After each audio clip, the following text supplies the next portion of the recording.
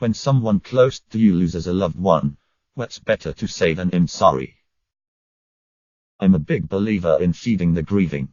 Losing someone, especially suddenly, is a huge shock to most people, and they find it hard to eat.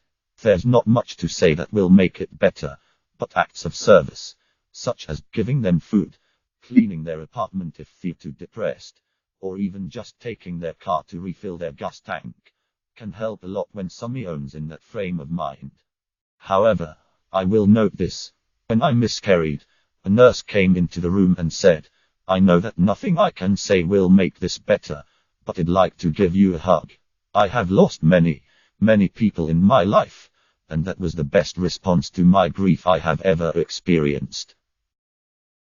Everybody is going to say to them, "Let me know what I can do for you," but the person will never ask for anything. Instead, make some suggestions. Say things like, "I'd like to bring over some food. Is there anything you are allergic to? I know a great house cleaning service that owes me a favor. What would be a good time for them to come by? You could use some me time. When you're ready, here's a pass for a mani, pedi and spa." Sadly, at 31, I have lost my mother in 2008, my 2-year-old daughter in 2016, and my sister in 2018. If you're talking about at funerals, family gatherings, etc., it doesn't matter too much. It's just a long blurry dream-like state for a lot of people. They also know that you probably don't know what to say. They don't either. Don't be afraid to bring up good times. It hurts, but it's also healing.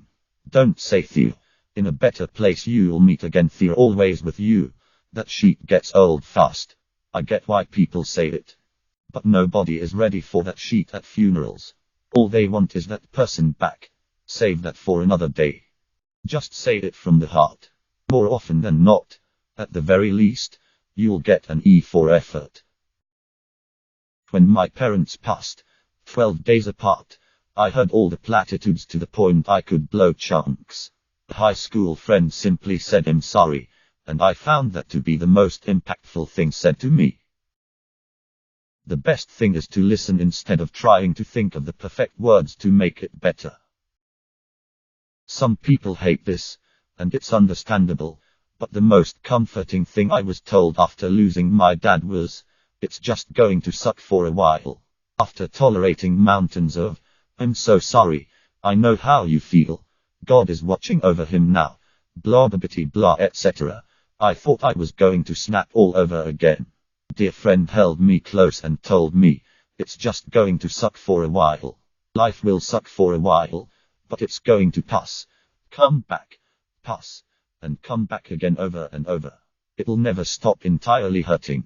I cried harder than I had since he was diagnosed, but they were tears of relief and release. Her words still comfort me almost 3 years later, but I know for a fact not everyone would appreciate it. I suppose those words are just good if you know your loved one has a disdain for repetitive pleasantries and religious explanations. Sometimes saying nothing at all and just sitting near them in silence so that they know they aren't alone is better than saying anything. I faced this yesterday. My partner found out his friend he'd known for over 10 passed unexpectedly. I continued to say "I'm sorry," but I also scratched and massaged his head, his favorite thing, and mostly stayed quiet. Offer to bring them food. One of the more difficult things to do during the initial stages of mourning is to eat properly. The closer the mourner is to the deceased, the harder that is, because a series of important decisions have to be made in great haste, such as organ donation and funeral arrangements and memorial services. The rest of life doesn't slow down in the meantime.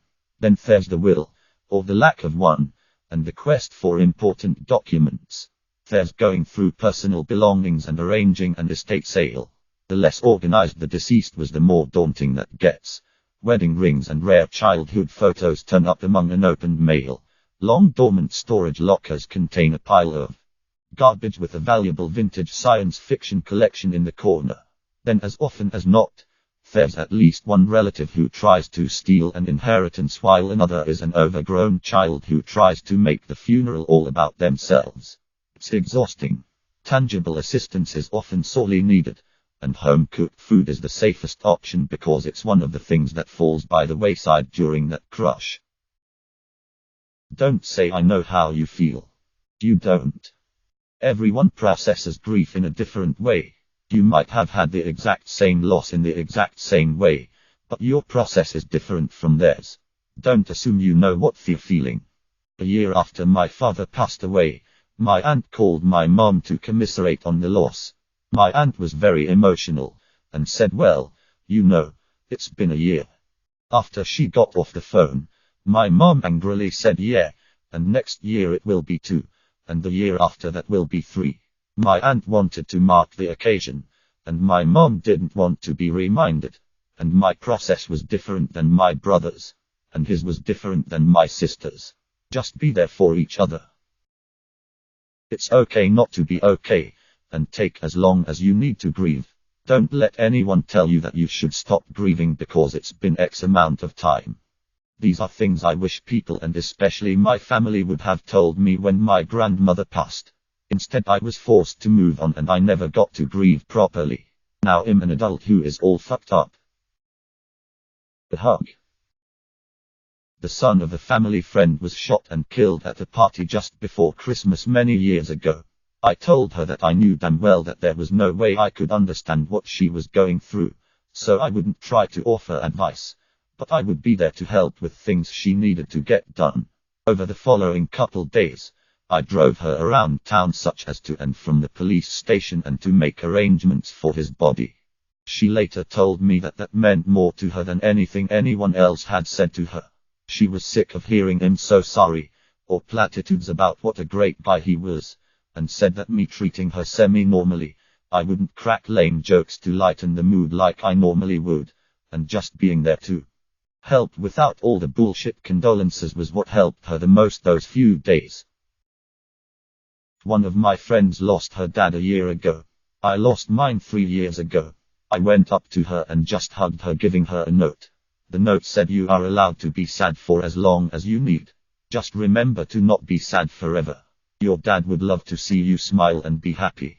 She still has that note and it's pinned to her desk. What I learned from my mother. Julia Kastorf. I learned from my mother how to love the living. To have plenty of vases on hand in case you have to rush to the hospital with peonies cut from the lawn. Black ants still stuck to the buds. I learned to save jars large enough to hold fruit salad for a whole grieving household. To cube home canned pears and peaches. To slice through maroon grape skins and flick out the sexual seeds with a knife point. I learned to attend viewings even if I didn't know the deceased. To press the moist hands of the living. To look in their eyes and offer sympathy, as though I understood loss even then. I learned that whatever we say means nothing. What anyone will remember is that we came. I learned to believe I had the power to ease awful pains materially like an angel. Like a doctor, I learned to create from another's suffering my own usefulness. And once you know how to do this, you can never refuse. To every house you enter, you must offer healing. A chocolate cake you baked yourself. The blessing of your voice. Your chaste touch. I miss them too. Grief is often about feeling left and lost, and simply having someone else express a similar feeling is comforting. At my mother's funeral, my best friend asked how I was doing and I replied with "I'm fine." To which he laughed in my face and said, "No, you're not. But I miss her too." It was one of the most touching and comforting moments. Feral yell and a bear hug. When I lost my husband, the last thing I wanted or needed to hear was "I'm so sorry for your loss." Fuck you're sorry. I'm too angry. Hence feral yell. Bear hug cause I needed a fucking hug. Plethora. I've said this to people whose first language is not English. Me minus "I'm sorry about your cousin." Them minus "why? It wasn't your fault." So yeah, something else would be great. I don't know. But don't say. 1. I understand. You don't. 2. Literally anything related to. Look at the bright side. Even if it's just at least they had a full life. Not unless they invite you to. With their own perspective. Minimizes and trivializes their grief and loss at best. and is incredibly insulting at worst. People are allowed to feel sad, or angry, or regretful after something bad happens. 3. It's all part of God's plan, or everything happens for a reason. If 4-year-olds dying from brain cancer is part of God's plan, I don't want to be in that plan.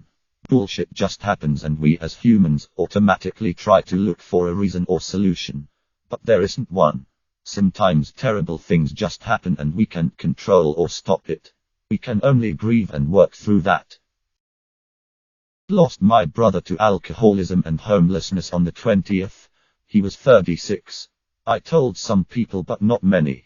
I'm not emotionally able to talk about the circumstances and backstory. It's just tragic and kills the mood in an instant.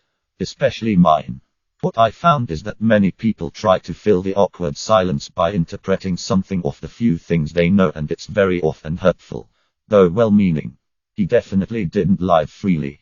Even worse is, so did you expect it in some way then? I'm then put into a situation in which I have to correct them or answer to them and am not yet able to. If you know someone who deals with something similar, offer your condolences and let them speak if they want to, and if not, offer your help or an open ear if they decide otherwise. They might get back to you once they know how to put their grief into words. Subscribe, like and comment if you hate outros. Begging you to subscribe, like and comment.